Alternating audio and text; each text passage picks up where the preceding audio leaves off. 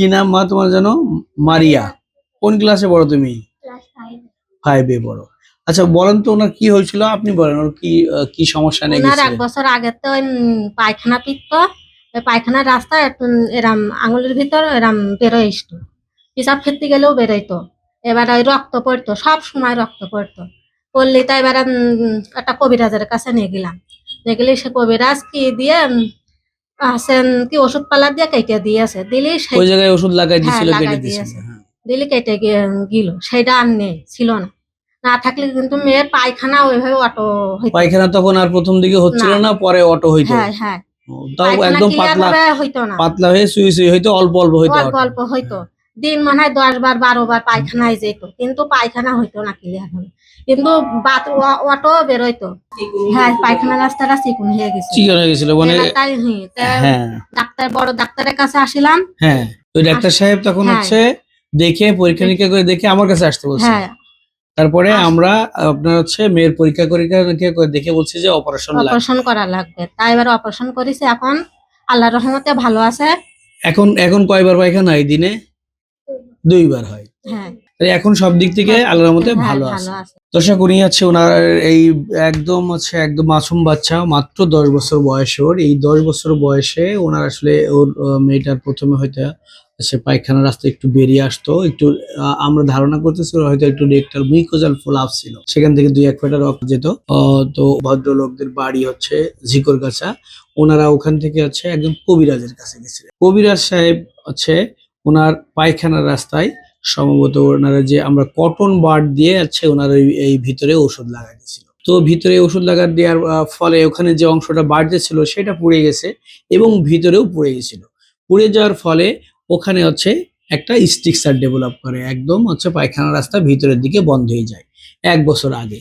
তখন 1 বছর ধরে ওর পায়খানা তখন আসলে হইতো না, টোটালি পায়খানা হইতো না, কিন্তু ওই যে অটো হয়ে যেত মানে কি অল্প একটু ছোট ছিদ্র ছিল, ওভারফ্লো ইনকন্টিনেন্স হইতো।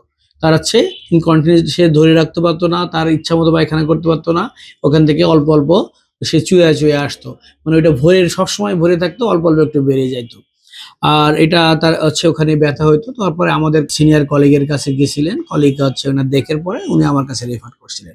আমি পরীক্ষা নিরীক্ষা করে দেখলাম যে ওনার আসলে কটন বাড বা মেজর কাঠি দিয়ে যে পায়খানা রাস্তার ভিতরে এটা লাগায়, এটা লাগানোর ফলে এখানে আসলে অ্যাসিড দিছিল, অ্যাসিড দেওয়ার ফলে এখানে ফুটে যে একটা স্ট্রিকচার ডেভেলপ করছে, সিভিয়ার হচ্ছে অ্যানাল স্টোনোসিস হয়ে গেছে।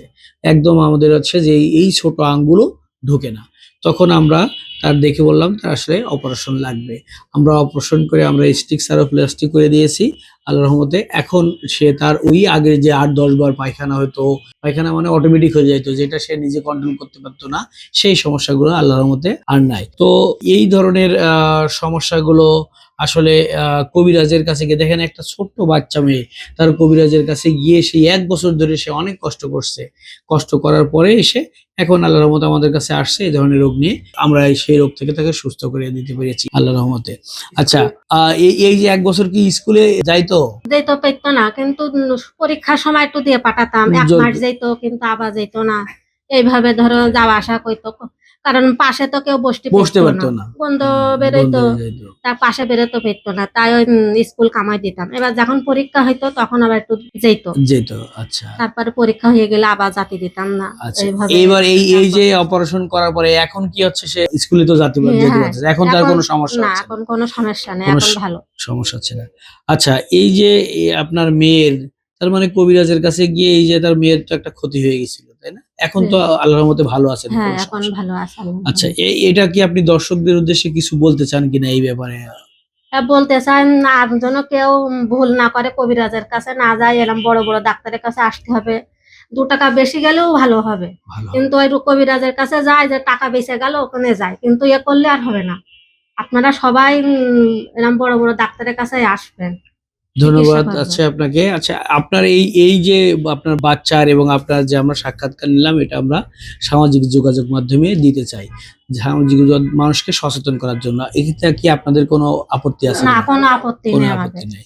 আচ্ছা, দর্শক আমি আরেকটু অ্যাড করি, ওনার হচ্ছে ওই মেয়েটার দেখেন সেই 1 বছর আগে তার কবিরাজ যেটা দেওয়ার পর ওর স্কুল বন্ধ হয়ে গেছিল, কারণ সবসময় তো তার অটো পায়খানা হতো, যার কারণে সে তার আশেপাশে কেউ বসতো না, সে স্কুলে যেতে পারতো না, শুধু পরীক্ষার সময় না গেলেই নয় তাই সে স্কুলে যেতে পারতো।